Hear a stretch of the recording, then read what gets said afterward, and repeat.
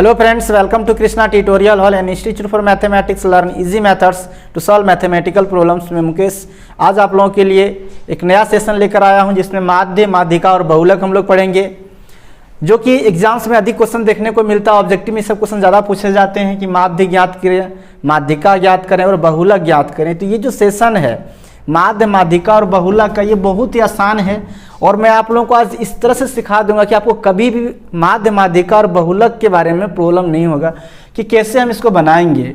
ये बहुत ही आसान है। कभी कभी जिसको नहीं पता होता उससे लगता है कि बहुत हार्ड है, लेकिन आज मैं ये दावे के साथ कह सकता हूँ आपको कि आज अगर आप इस पूरी क्लास को देख लेते हैं तो आपको कभी कोई दिक्कत नहीं होगा माध्य, माध्यिका और बहुलक से संबंधित किसी भी ऑब्जेक्टिव क्वेश्चन को सॉल्व करने में। वो जो भी सवाल होगा उससे आप चुटकी बजा के सॉल्व कर लेंगे, एकदम आसानी से सॉल्व कर लेंगे। सिर्फ आप वीडियो के अंतिम तक बने रहिएगा और ध्यान से समझने की कोशिश कीजिए कि किस प्रकार से माध्य ज्ञात करते हैं, माध्यिका ज्ञात करते हैं और बहुलक ज्ञात करते हैं। और इन तीनों को ज्ञात करने का मैं आपको बहुत ही आसान ट्रिक बताऊंगा जिससे आप आसानी से ज्ञात कर लेंगे। तो आज से क्लास हम शुरू करेंगे, लेकिन क्लास शुरू करने से पहले एक बात कहना चाहता हूं, अगर आप चैनल पर नए हैं, पहली बार मेरी वीडियो को देख रहे हैं तो चैनल को सब्सक्राइब कर लें और बेल आइकन को प्रेस कर दें ताकि आपको मेरी रेगुलर आने वाली वीडियो का नोटिफिकेशन मिलता रहे। और मेरी क्लास अगर आपको अच्छा लगता है तो लाइक करना मत भूलें। तो चलिए शुरू करते हैं आज से क्लास। आज से क्लास में सबसे पहले हम लोग बात करेंगे माध्य के बारे में कि माध्य कहते किसे हैं। माध्य जो है इसको इंग्लिश में लोग मीन बोलते हैं। इसे समझाने में हम थोड़ा टाइम लेंगे, लेकिन आप वीडियो छोड़कर जाइएगा नहीं, क्योंकि अगर आप पूरा नहीं समझते हैं तो फिर आप चुटकी बजा के इसको सॉल्व नहीं कर सकते हैं। ये कोई मंत्र देने का चीज़ नहीं है कि दे दिए आपको और बना लेंगे। आपको काम है सिर्फ समझने का। अगर समझते हैं तभी ये चुटकी बजा के आप आंसर दे सकते हैं। तो ध्यान से सुनिएगा, माध्य क्या होता है। माध्य का दूसरा नाम आप औसत भी बोल सकते हैं, एवरेज। कोई भी 4-5 संख्या दी हुई रहती है और बोलता है कि इसका माध्य ज्ञात करें, इसका मतलब ये हुआ कि उन संख्याओं का क्या ज्ञात करना है, औसत ज्ञात करना है। औसत कैसे ज्ञात करते हैं, जैसे थोड़ा देखिएगा कि यहाँ हम देते हैं 3, 5, 7, 3, 2 और 6। यहाँ पे एक संख्या हम दे दिए आपको। इसको एक डाटा बोल सकते हैं, इसको एक आंकड़ा भी बोल सकते हैं, क्योंकि इस तरह के प्रश्न में इसको आंकड़ा ही लेके चलते हैं। इसको साधारण चर मान कहते हैं। माध्य, माध्यिका जो है ऑब्जेक्टिव में जो पूछा जाएगा हम वो चीज़ आपको बता रहे हैं। इसे आप अलग ढंग से बनाते हैं, जिसमें वर्गीकृत बहुत बड़ा जब आंकड़ा रहता है, बहुत बड़ा चर मान रहता है, तो उसका भी माध्य ज्ञात करने के लिए कहा जाता है। लेकिन आपको यहाँ पे जो क्वेश्चन पूछा जाता है एग्जाम्स में वो ऑब्जेक्टिव क्वेश्चन होते हैं। ऑब्जेक्टिव क्वेश्चन में इस तरह के सवाल आते हैं और उनमें से ये तीनों चीज़ निकालने के लिए कहा जाता है। तो मैं अभी आपको बता रहा हूँ माध्य के बारे में कि इस तरह का अगर कोई आंकड़ा दिया हुआ है, कोई चर मान ये आपको दे दिया और बोलता है इसका माध्य ज्ञात करें, माध्य ज्ञात करें। तो कैसे ज्ञात करेंगे उससे देखिएगा। हमने आपको क्या बताया कि माध्य का मतलब होता है औसत।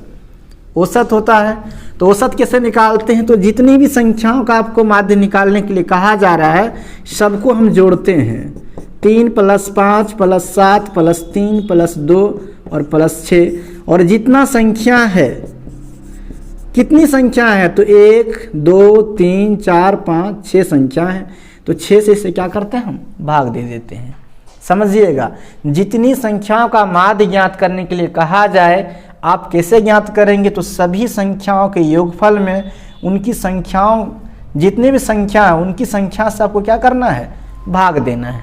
एक बात इस तरह समझिएगा कि यहाँ पे जितने भी टर्म दिए हुए हैं, जितने भी पद दिए हुए हैं या फिर जो भी आंकड़ा दिया हुआ है, सभी पदों के योगफल में पदों की संख्या से भाग देने पर जो प्राप्त होगा उसी को हम लोग क्या कहते हैं, माध्य कहते हैं। तो इसको आप जोड़िए, देखिए कितना होता है, 6 × 2 = 8, 8 × 3 = 11, 11 × 7 = 18, 18 × 5 = 23, 23 और 3 कितना हो गया, 26 हो गया। अब 26 में आप 6 से भाग दीजिए, तो 26 में हम 6 से भाग देते हैं तो 6 × 4 = 24, 4 बार में लगेगा, बचेगा 2। पॉइंट देते हैं तो कितना हो जाएगा, 0, 20, 6 × 3 = 18, फिर बचेगा कितना, 2 बचेगा, यानी 3 आ रहा है। तो आंसर आपका कितना हो जाएगा, 4.33 हो जाएगा, इसका माध्य हो जाएगा। तो आप ये दिमाग में बिठा लीजिएगा, है ना। जब भी माध्य निकालने के लिए कहा जाए तो क्या करना है, सभी संख्याओं को जोड़कर उसमें जितना संख्या रहेगा उससे क्या करना है, भाग दे देना है। भाग दे के कितना आएगा, जैसे एक सवाल यहाँ पे हम देते हैं, इसको बना के दिखाइए कितना होगा इसका माध्य। फटाफट बताना है कि इसका माध्य क्या होगा। जल्दी से आंसर। शायद आप इसे बना लिए होंगे, इसका आंसर कितना आएगा। तो जैसे भी हम बना के दिखाते हैं, हम फिर से इसको बना देते हैं आप लोगों के लिए। समझिए कैसे इसको हम बनाए थे। तो क्या करना है, हम क्या बताए थे कि जितने भी पद टर्म दिए होते हैं, सभी पदों के योग में पदों की संख्या से भाग देने पर जो प्राप्त होगा उसे हम माध्य बोलते हैं, और माध्य का दूसरा नाम औसत होता है। यानी जिस प्रकार से आप औसत ज्ञात करते हैं, माध्य को भी वैसे ही ज्ञात करना है। अब इसको भी बोले थे, सबको जोड़ दीजिए। तो जोड़ेंगे तो कितना हो जाएगा, टोटल संख्या कितना है, 1 2 3 4 5। तो 5 से भाग देना है, 6 4 10, 3 13, 13 5 18, 3 हो गया 21। 21 में भाग देंगे तो 4 5 चौका 20 और 1 बचेगा, पॉइंट देंगे तो 5 दूनी 10, यानी कितना आ जाएगा 4.2 आपका जो है वो करेक्ट आंसर हो गया। अब हम बात करते हैं माध्यिका की। याद रखिएगा, अभी हम जो भी पढ़ रहे हैं वो सरल वितरण के लिए पढ़ रहे हैं, क्योंकि आंकड़े जो होते हैं वो 2 प्रकार के होते हैं, अवर्गीकृत आंकड़ा और वर्गीकृत आंकड़ा, है ना। तो ऑब्जेक्टिव क्वेश्चंस जो आते हैं उसमें वर्गीकृत आंकड़ा से नहीं पूछा जाता है, क्योंकि उसको बनाने में समय अधिक लगता है। जो क्वेश्चन पूछा जाता है एग्जाम में वो कहाँ से पूछा जाता है, तो सरल वितरण से।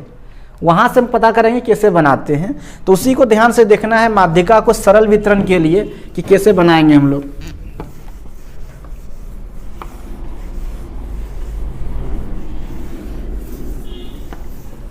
माध्य जो है वो तो बहुत आसान है, माध्य में कोई दिक्कत नहीं है, क्योंकि इसमें औसत निकालना है। जितना पद है जोड़ के उसके संख्या से क्या करना है, भाग दे देना। लेकिन दिक्कत कहाँ पे होता है स्टूडेंट्स को, वो होता है माध्यिका में।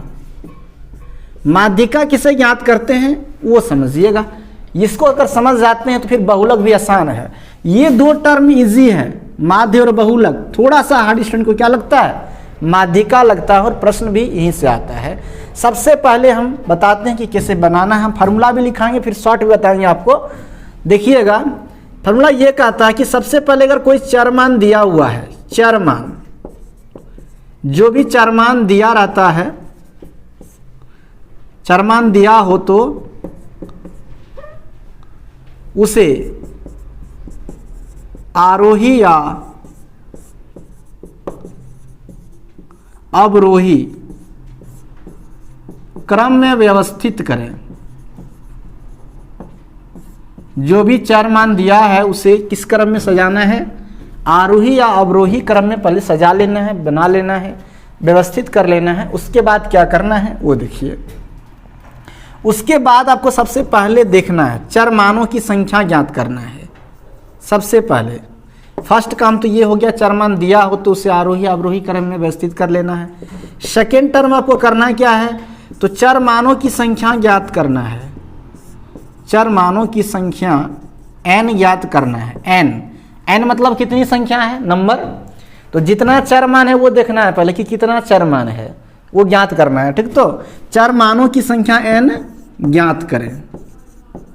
इसे ज्ञात करने के बाद सबसे पहला फॉर्मूला देखिए क्या होता है कि यदि चरमानों की संख्या, यदि चरमानों की संख्या n जो है वो विषम है, n जो है, यदि चरमानों की संख्या n विषम हो, विषम तो समझते हो ना, विषम और विषम। सम संख्या किसे कहते हैं, जिसमें 2 से भाग दे देते हैं उसे क्या कहते हैं, सम संख्या कहते हैं। और विषम संख्या किसको कहते हैं, जिसमें 2 से भाग नहीं लगता है। जैसे 1 हो गया, 3 हो गया, 5 हो गया, ये सब कौन संख्या है, ये सब जो है वो विषम संख्या है। लेकिन 2 4 6 8 ये क्या है, सम संख्या है। तो यदि चरमानों की संख्या n विषम हो तो माध्यिका क्या हो जाता है, तो माध्यिका जो है वो कहता है कि माध्यिका बराबर हो जाता है n+1/2 चरमान, n+1/2 चरमान।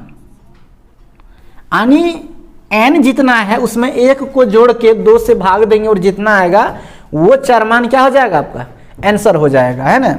जैसे एग्जाम्पल देखिएगा, हम यहाँ पे एग्जाम्पल लेते हैं। चरमान दिया हुआ है, चरमान दिया हुआ है कितना, 2 देते हैं, 3 5 3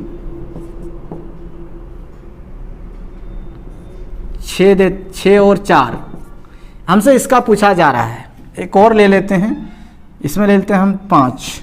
हमको इसका माध्यिका पूछा जाता है, तो इसका माध्यिका हम कैसे ज्ञात करेंगे? सबसे पहले हम क्या करेंगे, आरोही अवरोही क्रम, इसे हम आरोही क्रम में सजा देते हैं। तो क्या लिखेंगे, 2 3 4 5 5 और 6। ये मेरा चरमान व्यवस्थित हो गया आरोही क्रम में, बढ़ते क्रम में हो गया है। 2 3 5 4 5 6 हो गया। अब करना क्या है, हमको गिनना है चर मानों की संख्या। तो चर मानों की संख्या शॉर्ट में कैसे बनाते हैं वो देखिए, फिर फॉर्मूला पे बना देखें। शॉर्ट में कैसे बनाएंगे, तो 1 2 3 4 5 6 7, कितने चर मान यहाँ पे है, 7 है ना। तो 7 चर मान हुआ। इसका माध्यिका क्या होगा, 7 में 1 जोड़ो, 7 में 1 जोड़ने पर कितना होगा, 8 हो जाएगा। तो 8 का आधा कितना होता है, तो 4 नंबर पे कौन आ रहा है, तब इसमें गिनना है 1 2 3 4। तो 4 नंबर पे कौन आ रहा है, 4 आ रहा है। तो इसका माध्यिका कितना हो जाएगा। इसी तरह से ऑब्जेक्टिव क्वेश्चन को पकड़ना है इजीली तरीके से, कोई हार्ड नहीं है। कितना हो गया, 4 हो गया आंसर, फटाक से लगा दोगे। और ये फिक्स रखना है, एग्जाम में आता ही आता है माध्यिका, है ना, ऑब्जेक्टिव में माध्यिका कितना होगा। तो पहले देखना है कि 1 2 3 4 5 6 7, यानी चर मानों की संख्या 7 आया। तो 7 कौन संख्या है, विषम संख्या है ना। तो जब भी गिनती करेंगे चर मान का, अगर वो विषम संख्या है तो करना क्या है, उसमें 1 जोड़ना है। तो कितना हो जाएगा, वो 8 का आधा करना है, तो कितना हो जाएगा, 4 हो जाएगा। अब 4 को गिनना यहाँ से, चौथा नंबर पे कौन आएगा, वो आंसर हो जाएगा। तो 1 2 3 4, तो 4 नंबर पे 4 है, तो 4 हो गया आंसर, माध्यिका हो गया। अब देखो अगर सम संख्या रहेगा तब कैसे बनाएंगे, समझिएगा आप लोग भी, है ना, कैसे बनाते हैं इसको। सम संख्या रहता है तो ये विषम संख्या का आप समझ गए होंगे और भूलेंगे भी नहीं, मुझे पूरा विश्वास है। इसमें भूलने वाली कोई बात अब नहीं रहा है ना। कैसे आप बनाएंगे इसको, तो हम क्या बता रहे हैं कि n बराबर कितना था, 7 था। तो विषम संख्या रहे तो 1 जोड़ना है उसमें, और उसमें 2 से भाग देना है। तो ये अब इसको हम ये तो बता देंगे आपको शॉर्ट ट्रिक, मोस्ट जवानी आप ऐसे ही निकाल सकते हैं। अगर इस फॉर्मूला पर बिठाएंगे तो कैसे बनाएंगे, लेकिन ऑब्जेक्टिव क्वेश्चन जो सॉल्व किया जाता है उसमें फॉर्मूला की कोई आवश्यकता नहीं है। आप उसे सीख लेते हैं कि कैसे हम बनाते हैं, यही आपके लिए सबसे बड़ी बात होती है ना। तो अभी हम बता रहे थे किसका विषम संख्या हो उसके लिए, है ना। तो इसको आप लिख लीजिए, फिर हम बताते हैं सम संख्या अगर रहेगा गिनती में तब कैसे माध्यिका ज्ञात करेंगे। देखिएगा यहाँ पे, अगर इससे फॉर्मूला इस पे बिठा के फॉर्मूला पे निकालते थे कैसे, वो तो मैंने आपको ट्रिक बताया था कि आप गिन लीजिएगा। 7 था तो कह रहा है n+1/2, तो 7 + 1/2 8/2 हो गया। 4 नंबर पे कौन आता है, 1 2 3 4 आता है, तो 4 आपका आंसर हो गया। तो ये तो हो गया विषम संख्या। अगर चर मानों की संख्या क्या हो जाएगा, विषम रहेगा। अगर चर मानों की संख्या सम हो, वो देखिएगा, है ना, चर मानों की संख्या सम रहेगा तो किससे आप ज्ञात करेंगे। हम लोग ज्ञात कर रहे हैं माध्यिका ही, चर मानों की संख्या सम। सेकेंड नंबर देखिएगा, चर मानों यदि चर मानों की संख्या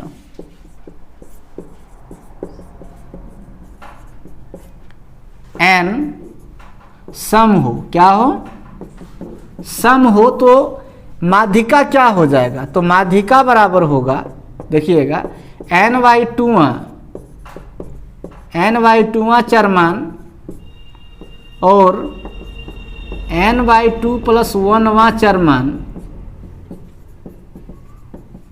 का माध्य।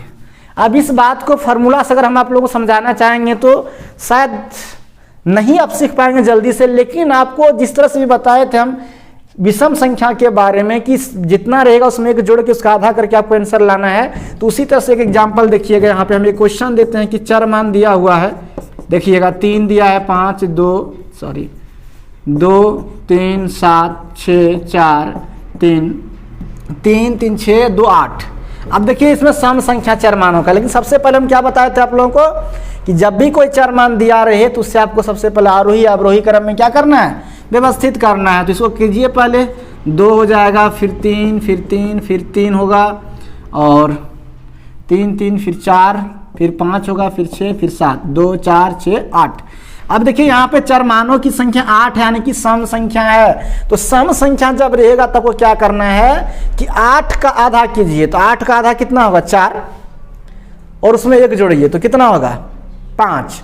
8 का आधा कितना हुआ 4, जो भी सम, जैसे 10 अगर 10 का आधा 5, अगर 12 है तो 12 का आधा 6। तो सबसे पहले आपको आधा करना है। तो यहाँ 8 चरमान है, चरमानों की संख्या 8 है। तो 8 का आधा करेंगे 4, और 4 में जोड़ेंगे तो कितना होगा 5। यानी चौथा और पांचवा 2 को चरमान लेना है। कौन कौन लेना है, चौथा और पांचवा चरमान। तो चौथा कौन होता है 1 2 3 4, चौथा कौन हुआ 3, और पांचवा, तो पांचवा कौन हुआ 4। फिर से देखिएगा, जब भी कोई सम चरमानों की संख्या अगर सम हो जाए, जैसे 8 10 12 16 इस तरह हो जाए, तो हम क्या करेंगे कि इसको आधा करेंगे और उसमें 1 जोड़ेंगे। 2 को संख्या तब लेंगे, एक संख्या नहीं। विषम जब होता था तो वहाँ पे एक संख्या लेते थे, वही मेरा क्या हो जाता था माध्य माध्यिका हो जाता था। लेकिन यहाँ पे जब सम रहेगा चरमानों की संख्या, ऐसी स्थिति में आपको करना क्या है कि देखना है कि 1 लेना है। जैसे कि यहाँ 8 है तो 8 का आधा 4 हुआ, और 4 के में 1 जोड़िए तो कितना 5 होगा, यानी 2 को टर्म लेना है, चौथा और पांचवा। तो चौथा हुआ 3 और पांचवा हुआ 4। अब दोनों को जोड़िए और 2 से भाग दे दीजिए, यानी 7/2 यानी 3.5। ये हो गया आंसर। सम संख्या रहेगा तो क्या करना है कि उसका आधा करना है, आधा करके उसका आधा वाला टर्म और उसके आगे वाला एक टर्म, 2 को टर्म को लेकर 2 पद को लेकर जोड़ के 2 से क्या करना है भाग दे देना है। भाग देने पर जो आएगा वो आपका क्या हो जाएगा माध्यिका का आंसर हो जाएगा। नहीं, इस टर्म का अगर पूछा जाए तो यहाँ पे n जो था वो 8 था, तो माध्यिका क्या हो गया, तो माध्यिका आपका हो गया आधा होगा 4 हुआ 8 का ना, 8 का आधा 4 हुआ, 4 का मतलब चौथा पद और एक अगला पद ला 5वां, और दोनों को जोड़ के 2 से भाग दे दीजिए, जो आंसर आएगा वही आपका क्या हो जाएगा माध्यिका हो जाएगा। और इस प्रकार से आप जब चरमानों की संख्या सम रहेगा तब क्या कर सकते हैं उसे निकाल सकते हैं। एक सवाल देते हैं, फटाफट आप लोग बना के दिखाइए और समझ जाएंगे कि आप लोग समझ गए हैं। जिससे हम देते हैं 3 5 7 2 5 4 और 6,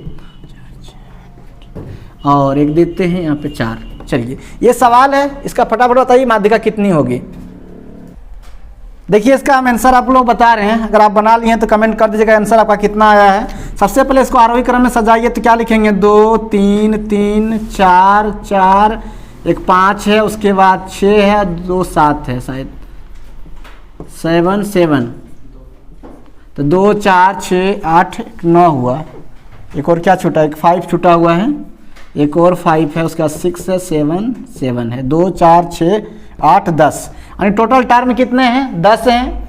अब 10 में आपको आधा करना है तो कितना हुआ 5, तो पांचवा टर्म देखिए 1 2 3 4, पांचवा है 4, छठा है 5, ये दोनों को जोड़ दीजिए और 2 से भाग दे दीजिए, तो आ जाएगा आपका 9/2, यानी कितना आ गया 4.5। ये हो गया आपका आंसर। तो ये बहुत ही आसान है, आप यही याद रखिएगा कि सम संख्या जब रहेगा तो आपको 2 टर्म लेना है, और जब विषम संख्या रहेगा तो सिर्फ 1 टर्म लेना है, और जो टर्म आप लेंगे वही आपका आंसर हो जाएगा। और सब सम संख्या रहेगा तो उसमें 2 टर्म को लेकर फिर 2 से भाग देना है, उसके बाद जो आएगा वो आपका आंसर होगा। आप जानते हैं बहुलक के बारे में, बहुलक बहुत ही आसान है। बहुलक कितना आसान है वो देखिएगा, अगर इसी टर्म का आपसे बहुलक पूछा जाता है, इसी का बहुलक, इसके लिखावट में इसका आंसर छिपा हुआ है, नाम क्या है इसका बहुलक, यानी जो बहुत है, जो बहुत है वही आपका आंसर हो गया। तब इसी आंकड़ा को देखिए, इसमें बहुत कौन है, इसमें बहुत 3 है ना, इस आंकड़ा में सबसे अधिक कौन अंक आया है, बहुलक मतलब जो बहुत है वो आपका आंसर हो गया। इसमें कुछ आपको बनाना करना नहीं है, जो बहुत है वो क्या हो गया आपका आंसर। इस आंकड़ा में बहुत कौन है 3 है ना, 3 को 3 है, 1 तो 2 है, 4 1 है, 5 1 है, 6 1 7, ये सब तो 1 1 है, लेकिन जो 3 है वो 3 टू है, कितना है 3 है, यानी 3 बहुत है। तो बहुलक कितना हो जाएगा, इसका अगर बहुलक आपसे पूछा जाता है तो बहुलक कितना हो जाएगा 3 हो जाएगा, हो गया आंसर। तो इस तरह से आप माध्य माध्यिका और बहुलक को आसानी से ज्ञात कर सकते हैं। आप कहीं जाइएगा नहीं, आपको एक रिव्यू हम देंगे तीनों का एक साथ, अगर क्वेश्चन पूछा तो कैसे आप बनाएंगे। अब बने रहिए वीडियो के अंतिम तक। देखिए फ्रेंड्स, यहाँ पे एक सवाल है, कहता है इसका तीनों चीज ज्ञात कीजिए, माध्य माध्यिका और बहुलक। तो इसे कैसे ज्ञात करेंगे उसको देखिएगा। सबसे पहले हमसे पूछा गया माध्य, तो माध्य तो हमको पता है, सबको जोड़ के क्या करना है, भाग दे देना है। जितना टर्म है सबको जोड़िए, और कितने टर्म है, 2 4 6 और 1 7, 2 4 6 7, 3 2 5, 5 3 8, 8 5 13, 2 15, 3 18, 4 कितना हो गया 22 ना, 4 3 7 2 9 9 5 14 3 17 3 20 और 2 22/7 हो गया। अब 7 से भाग देंगे तो 7 3 21, फिर लगेगा 7 एकम 7, 7 चौका 28, तो कितना आ गया आपका 3.14 आ गया माध्य। माध्यिका बोलेगा, इसको पहले सजाना पड़ेगा, तो 2 3 3 सॉरी 2 के बाद 2 है, आरोही क्रम में इसको सजा दीजिए, 3 4 और 5, तो 2 4 6 7 हो गया, तो 7 टर्म है, तो माध्यिका कितना हो जाएगा, तो 7 में 1 जोड़ेंगे तो कितना होगा 8, हम आपको फॉर्मूला बताए थे, 7 विषम संख्या है, तो विषम है तो 1 जोड़ना पड़ेगा, 7 में 1 जोड़ेंगे तो कितना हो जाएगा 8 हो जाएगा, और 8 का आधा 4 हुआ, तो चौथा नंबर पे कौन आ रहा है, 1 2 3 4, तो 4 नंबर पे 3 आ रहा है, माध्यिका कितना हो गया 3 हो गया, और बहुलक कितना हो गया, बहुलक हो गया आपका सबसे, बहुलक का मतलब क्या, जो बहुत है, तो बहुत इसमें कौन है 3 है ना, 3 ठो 3 है, तो आंसर कितना हो जाएगा 3 हो जाएगा। चलिए आप इसे नोट कर लीजिए। आइए फ्रेंड्स देखते हैं माध्य, माध्यिका और बहुलक में संबंध क्या है, क्योंकि इस पर भी सवाल कोई पूछता है, और कैसे पूछता है वो दिखाएंगे। संबंध क्या है वो देखिएगा कि माध्य माइनस बहुलक, माध्य माइनस बहुलक बराबर होता 3 इंटू माध्य माइनस माध्यिका, माध्य माइनस माध्यिका। अब देखिए इसको इंटू कीजिए 3 से, तो क्या हो जाएगा, माध्य माइनस बहुलक बराबर 3 इंटू माध्य, और फिर हो जाएगा 3 इंटू माध्यिका।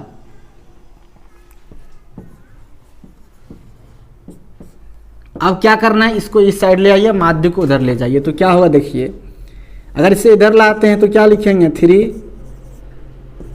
इंटू माध्यिका, और इधर पहले से है क्या माइनस बहुलक, और बराबर होगा 3 गुना माध्य, और इधर जाके क्या होगा ये माध्य हो जाएगा। यानी आप देखेंगे तो लिखेंगे क्या 3 इंटू माध्यिका माइनस बहुलक, और बराबर क्या होता है 2 इंटू माध्य। अगर ये सवाल अगर बहुलक के बारे में पूछा जाता है आपका, माध्य के बारे में, तो ये हुआ। अब एक एक करके यहाँ से निकालिए, माध्य बराबर आपसे पूछा जाता है तो क्या होगा 3 गुना माध्यिका, माध्यिका माइनस बहुलक, और बाय में आपसे दे दिया है 2। अगर आपसे बहुलक पूछा जाता है, बहुलक पूछा तो बहुलक जो है वो होगा 3 गुना माध्यिका, 3 गुना माध्यिका माइनस 2 गुना माध्य, ये होगा बहुलक का शॉर्ट फॉर्म निकालने का। अगर माध्यिका से पूछा जाता है कि माध्यिका ज्ञात करें, तो माध्यिका कैसे ज्ञात करेंगे वो देखिएगा। माध्यिका बराबर होगा 2 गुना माध्य, और प्लस हो जाएगा बहुलक, और बाय में आप क्या लिखेंगे 3। तो इस तरह से आप तीनों निकाल सकते हैं। प्रश्न कैसे रहता है उसको देखिए, इसे क्वेश्चन दिया गया आपसे कि एक आंकड़ा का माध्य जो है वो 2 है, माध्य कितना है 2 है, और माध्यिका है वो बोल रहा है कि माध्यिका इसका जो है वो कितना है 3 है, तो बहुलक क्या होगा। बहुत आसान सवाल है। तो बहुलक आपसे पूछा, तो बहुलक क्या आता है 3 गुना माध्यिका माइनस 2 गुना माध्य, तो माध्यिका है 3, मतलब 3 गुना 3 और 2 गुना 2, तो 3 3 9 और 2 दूनी 4, यानी कितना आ गया बहुलक आपका 5 आ गया। यानी ऑब्जेक्टिव क्वेश्चन इस तरह से दिया रहेगा, माध्य माध्यक दे दिया जाए, माध्यिका पूछे या कोई भी चीज़ पूछे तीनों में से, तो संबंध यही है कि 3 गुना माध्यिका माइनस बहुलक बराबर 2 गुना माध्य। बाकी सब हम यहाँ दिखा दिए। तो आप इसको लिखना चाहते हैं वीडियो पॉज करके लिख लेते हैं। आज का क्लास हम लोग यहीं ख़त्म करते हैं। मिलेंगे फिर नेक्स्ट क्लास में कुछ और नए टॉपिक को लेकर। आपको किस टॉपिक पर क्लास चाहिएगा कमेंट करके जरूर बताइएगा। और आज का क्लास आपको कैसा लगा इसका भी कमेंट कीजिएगा। अच्छा लगा है तो लाइक कीजिए, ज़्यादा शेयर कीजिए, और नए हैं तो चैनल को सब्सक्राइब कर लीजिए। चलिए दोस्तों, मिलते हैं फिर नेक्स्ट क्लास में। तब तक के लिए आप सबको थैंक यू।